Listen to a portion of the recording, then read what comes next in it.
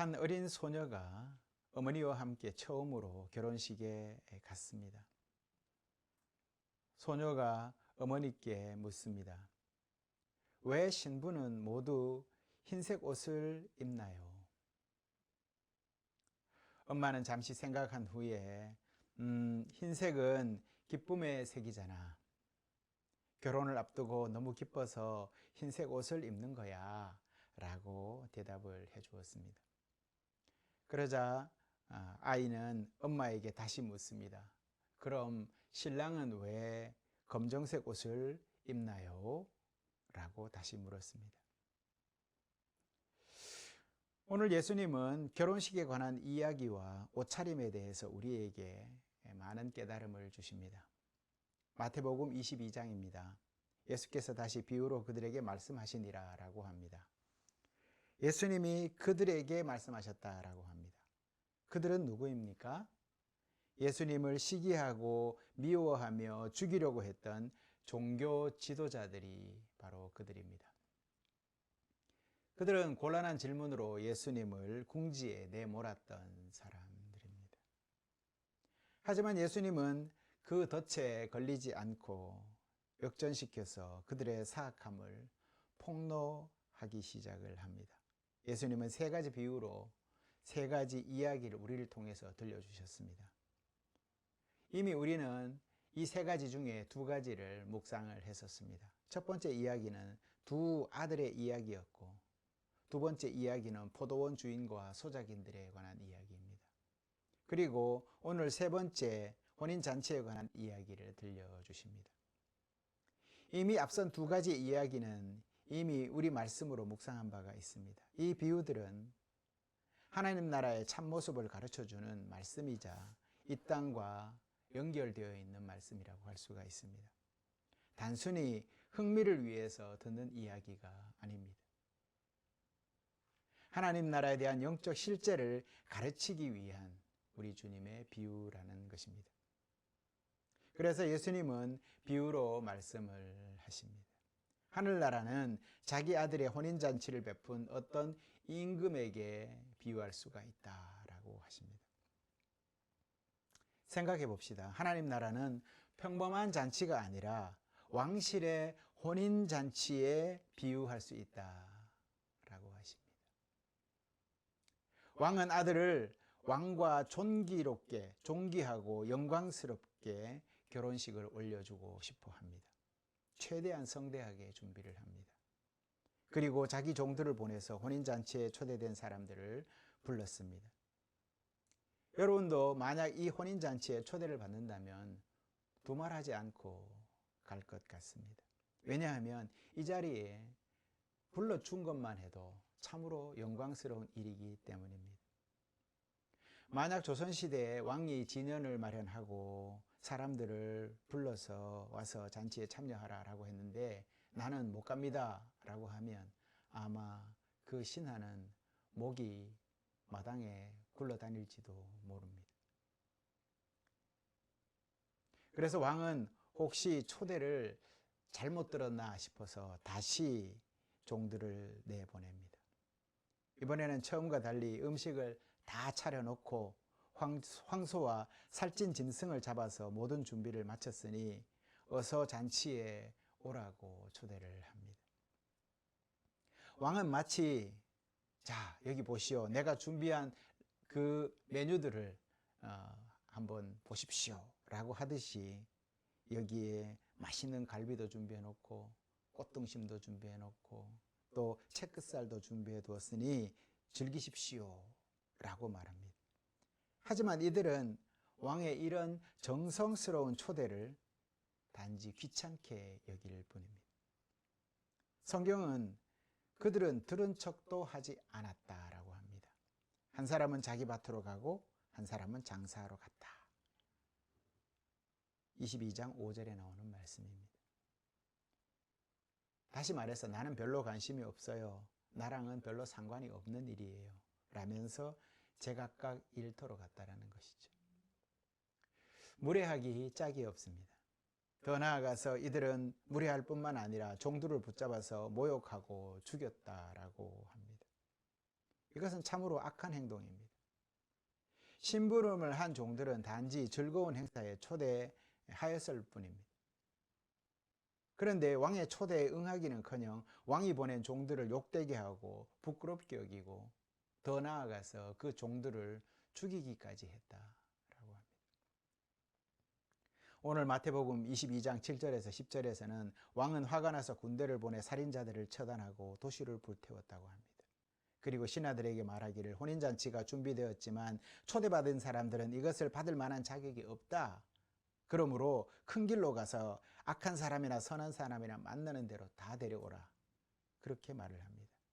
이제 잔치 자리는 가득 차게 됩니다. 이들은 원래 하객 명단에 포함되지 않았던 사람들입니다. 오늘 우리가 함께 나누었으면 하는 몇 가지 교훈이 이 말씀 속에 담겨 있습니다. 첫 번째는 하나님의 나라는 큰 기쁨의 나라라는 것입니다. 결혼잔치, 혼인잔치라는 이 자리를 마련한 것 자체가 바로 그 의미입니다. 잔치가 있는 곳은 기쁨이 있지요. 앞서 말했듯이 결혼잔치는 행복한 날입니다. 인간의 모든 사교 행사 중에 가장 가고 싶은 잔치가 있다면, 그 장소가 있다면 바로 결혼식 자리일 것입니다. 그에 반해서 가장 가기가 좀 불편한, 마음이 불편한 곳이 있다면 장례식장일 것입니다. 특히 왕실 결혼식의 경우에는 기쁨의 순간이고, 예수님께서 결혼식은 즐거움, 기쁨, 또 멋진 음식, 맛있는 음식 이런 것들이 제공되니 축제의 장이라고 말씀하셨던 것도 바로 이런 때문입니다. 그것이 바로 하나님의 나라라는 것입니다. 하나님의 나라는 이처럼 기쁨의 나라입니다. 바울 사도는 로마서 14장에서 하나님의 나라는 먹고 마시는 것에 관한 것이 아니다 라고 우리에게 가르쳐주고 있습니다. 하나님의 나라는 더 깊이 의와 평화와 기쁨과 관련이 있는 나라라고 말을 합니다.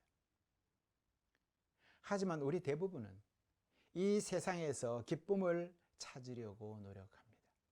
물론 이 세상에도 하나님의 나라에도 모두 기쁨을 찾는 것은 중요합니다. 그런데 우리는 이 세상의 기쁨이 전부라고 생각하는 것이 문제라는 것입니다. 그러다 보니 하나님의 나라의 기쁨도 이 세상과 같을 것이라고 생각하는 것이죠. 이 세상의 기쁨이라는 것이 무엇입니까? 일을 해서 기쁘고, 인간관계에서 기쁘고, 소유물에서 기쁘고, 은행 계좌에서 기쁨을 찾습니다. 이 세상의 기쁨도 다양한 기쁨이 많지만 우리는 기쁨도 편식을 하는 것 같습니다. 들에 핀 작은 꽃을 보면 기뻐할 수도 있고, 어린아이의 미소 속에서 한없는 기쁨을 느낄 수도 있습니다. 하지만 이런 기쁨은 세상 속에서 우리에게 그리 크게 다가오지 않는 것 같습니다. 한마디로 그게 밥 먹여주냐라고 하는 것이죠. 그러다 보니 우리는 먹고 사는 일에만 오로지 그곳에 성공을 해야만 기쁨을 찾는 것 같습니다. 그러다 보니 남보다 더 가져야 하고, 지식도 남보다 위에 서기 위해서 더 알아야 한다고 생각을 합니다. 그리고 그것을 달성하면 한없이 기뻐하지요. 이런 기쁨은 언젠가는 한계가 있어서 곧 그 기쁨이 사라지고 맙니다. 하지만 성경에서 궁극적인 기쁨은 하나님 나라에서 찾을 수 있다라고 말을 합니다. 이 세상 어떤 관계도 궁극적으로 여러분에게 최고의 기쁨을 줄 수는 없습니다. 우리는 하나님을 위해서 만들어진 존재들입니다. 우리 마음속에서 오직 하나님만이 채워줄 수 있는 큰 갈망이 있습니다. 이 갈망은 하나님의 나라의 백성이 되기 전까지는 결코 맛볼 수 있는 것이 아닙니다. 우리는 원래 하나님의 영광을 위해서 창조된 존재들입니다. 하지만 아담과 하와가 하나님의 계명에 불순종했고 그 이후로 죄가 인간 삶에 들어오게 되었습니다. 그렇게 하나님과 단절되고 멀어지게 되었습니다. 그래서 기쁨의 원천이신 하나님과 우리는 멀리 떨어져 지내게 된 것입니다.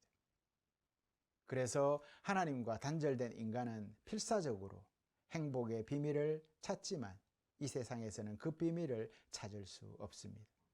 그 비밀은 하나님의 나라에서만 찾을 수 있습니다. 그래서 예수님이 이 땅에 오신 것입니다.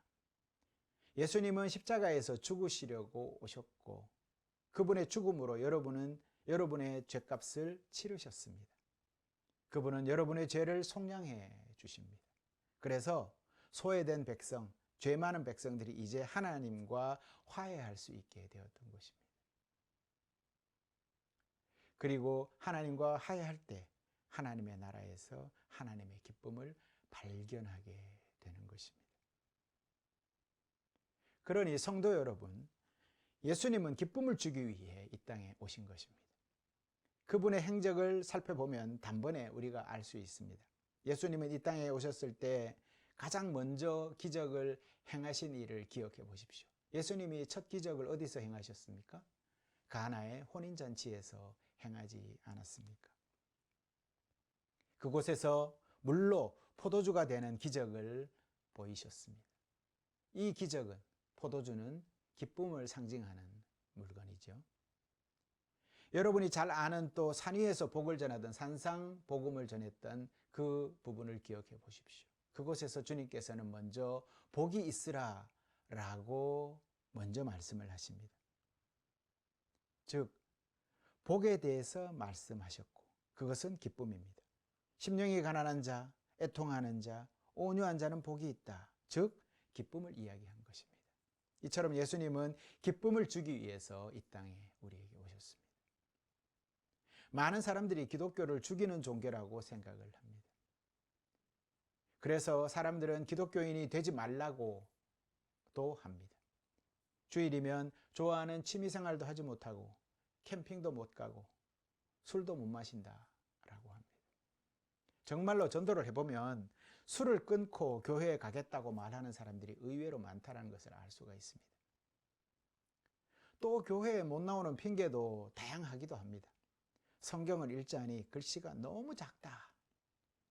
그리고 들고 다니자니 책이 너무 두껍고 무겁다 라고 핑계를 댑니다. 이처럼 그리스도인이 되는 것은 이 세상에서 족쇄와 같습니다. 하지만 이 말은 진정으로 하나님을 알지 못하기 때문에 하는 말입니다. 진정으로 그리스도를 알고 하나님의 나라를 믿는다면 저들도 참 기쁨을 맛볼 수가 있습니다. 요한복음 10장 10절에 예수님은 우리 모두가 생명을 풍성히 얻게 하려고 이 땅에 오셨다라고 말을 합니다. 생명을 풍성히 얻게 하려고. 그런 의미에서 혼인잔치는 하나님의 나라의 기쁨을 잘 보여주는 비유라고 할 수가 있습니다.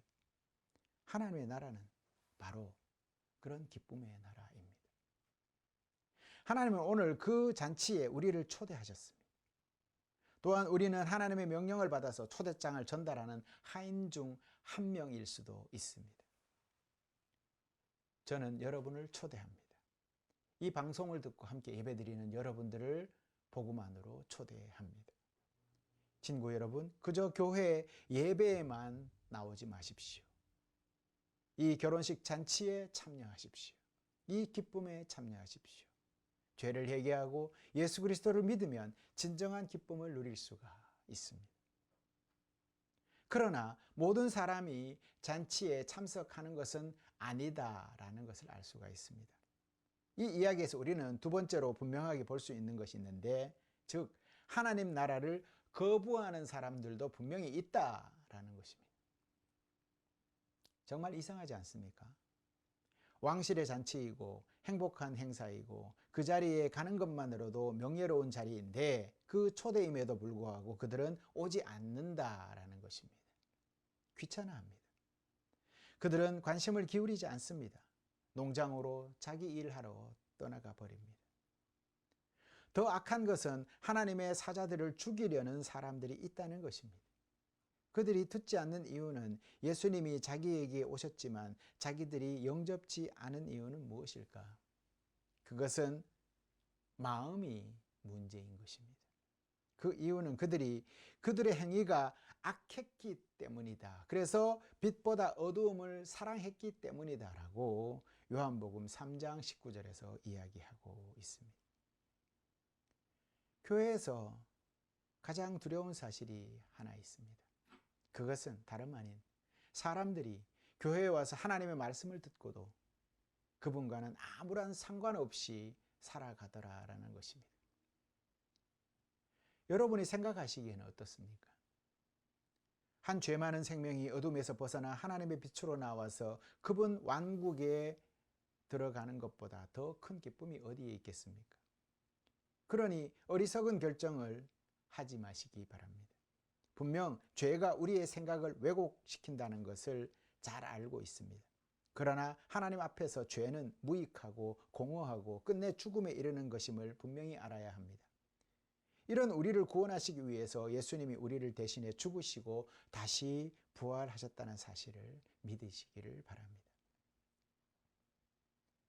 하지만 사람들은 하나님이 보내신 종들을 죽였습니다. 이스라엘은 선지자들을 죽였습니다. 그래서 마태복음 22장 7절에 이렇게 기록하고 있습니다. 왕이 노하여 군대를 보내어 그 살인자들을 멸하고 그 성을 불태워버렸다라고 합니다. 그 이유는 혼인잔치는 준비되었지만 초대받은 사람들이 합당하지 않기 때문입니다.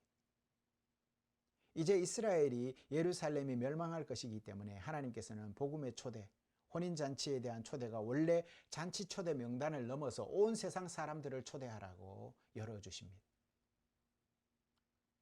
마태복음 22장 9절에서 10절에 보십시오. 이렇게 기록되어 있습니다. 그러니 너희는 내 거리로 나가서 아무나 만나는 대로 잔치에 청해 오너라. 종들은 큰 길로 나가서 악한 사람이나 선한 사람이나 만나는 대로 다 데려왔다. 그래서 혼인잔치 자리는 손님으로 가득 차게 되었다. 이처럼 하나님의 구원의 초점은 원래 이스라엘에 있었지만 그들이 하나님의 말씀을 거부했기 때문에 하나님께서는 온 세상으로 초대장을 넓혔던 것입니다. 사람들은 말을 합니다. 기독교는 서양 종교이기 때문에 절대 믿을만 하지 못해 라고 말을 합니다. 사실 기독교의 근원은 이스라엘에서 시작을 했습니다. 고대 팔레스타인의 그 시작 지점입니다. 그러나 예수님은 너희는 예루살렘과 온 유대와 사마리아 땅끝까지 이르러 내 증인이 되리라 라고 사도행전 1장 8절에서 말씀했습니다. 그 이후에 복음은 온 세상에 전파되게 되었습니다. 이제 결혼식장은 하객들로 가득 찼습니다. 얼마나 멋진 장면입니까? 가끔 천국을 상상해 보면 쓸쓸한 곳이 아닐까라는 생각을 할 때도 있습니다. 천사들과 하나님과 예수님과 성령님과 생명의 강이 졸졸졸 흐르는 조용하고 아름다운 곳, 이것을 상상하게 됩니다. 그래서 좀 쓸쓸하게 느껴지기도 합니다. 하지만 천국은 결코 그런 곳이 아닙니다. 천국은 사람들로 북적이는 곳입니다. 잔치자리와 같이 가득 차서 그 잔치자리에 기쁨만이 넘쳐나는 곳이 천국입니다. 행복과 즐거움이 끊이지 않는 곳입니다. 저는 그곳에서 여러분 모두를 만나기를 바랍니다. 그러니 여러분, 하나님의 나라가 다가왔을 때 거부하지 마시기 바랍니다. 오늘 여러분이 하나님의 나라에 대해서 듣고 초대를 받았다면 겸손히 회개하고 그 복음을 믿음으로 받아들이시기 바랍니다. 이제 하나님의 나라에 합당한 마지막 조건만 남아 있습니다. 세상에도 기업에 채용을 한다든지 교회의 목사님을 청빙하다든지 하면 조건이 붙지 않습니까? 대부분 교회들은 목사님의 학력과 나이와 경력을 살핍니다. 그리고 교회에 설교 동영상을 요구하고 가족관계 증명서를 가져오라고 하고 목회 계획서를 적어내라고 하고 자기소개서를 다양하게 요구를 합니다. 물론 이것을 또 증명하기 위한 다양한 증빙자료도 제출해야 합니다. 서류가 준비할 것이 어마어마하게 많습니다. 이런 수고를 아끼지 않고 모두 제출해서 또 그 결과를 기다리지만 청빙이 어려운 경우에 전화 한 통, 문자 한 통도 없습니다. 그냥 연락이 오지 않으면 그것으로 끝인 것이지요. 교회에 또 초대 또한 이렇습니다. 교회가 이래서는 안 된다는 것이죠. 이처럼 세상 초대는 여러 조건들이 붙습니다. 하지만 하나님 나라의 혼인잔치 초대는 단 하나의 조건만 붙습니다. 이 조건만 맞으면 누구나 들어갈 수 있는 곳입니다. 조건이 무엇일까요? 잘 생겨야 할까요? 좋은 대학을 나오고 똑똑해야 할까요? 키가 커야 할까요? 조건은 하나뿐입니다. 이 조건이 없으면 절대로 들어갈 수가 없습니다. 하지만 이 조건만 맞으면 무조건 들어갈 수가 있습니다. 그게 뭔가요? 바로 드레스 코드입니다. 결혼식장에 어울리는 드레스 코드는 하나님의 나라에 들어가는 절대적인 조건입니다. 마태복음 22장 11절에 이렇게 기록되어 있습니다. 왕이 손님들을 둘러보니 홀레복을 입지 않은 사람이 있었다. 여러분도 알다시피 그는 벌거벗고 그 자리에 있는 것도 아닙니다. 다만 왕이 지급한 옷이 마음에 들지 않아서 자기 옷을 입고 들어갔을 뿐입니다.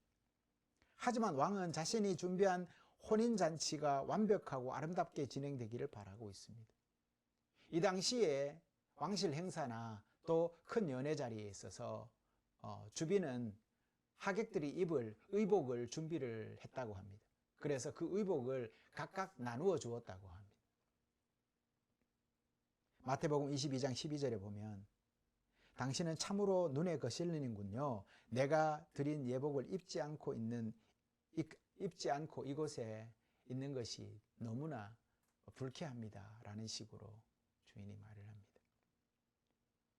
무슨 변명을 했을까요? 이 사람은 아마 상상해 보건대 저는 입지 않아도 되는 줄 알았어요. 라고 말하지 않았을까? 마태복음 22장 13절에 왕이 시종들에게 말하기를 손과 발을 묶어서 바깥 어두운 데로 던져라. 그리고 울부짖으며 이를 갈 것이다. 라고 합니다. 세상 방식으로는 안 된다. 라는 말입니다. 하나님의 나라는 혼인 예복 없이는 들어갈 수 없다라는 말입니다. 예복을 입지 않은 이들을 향해서 하나님께서 나는 너를 도무지 알지 못한다 라고 말씀하신다는 것이죠. 그런 이 예복은 무엇입니까? 예복에 관한 이야기를 하기 위해서는 우리는 성경에 대해서 좀 알아야 합니다. 성경은 어떻게 보면 여러 가지 책들이 함께 여러 가지 시각으로 구성이 되어 있다고 할 수가 있습니다. 우선 성경을 하나님의 거처인 성전으로 본다면 모든 성경을 또 그렇게 볼 수가 있습니다. 또한 성경을 제사에 관한 그러한 책으로 본다면 모든 성경이 제사로 또 해석이 될 수가 있습니다.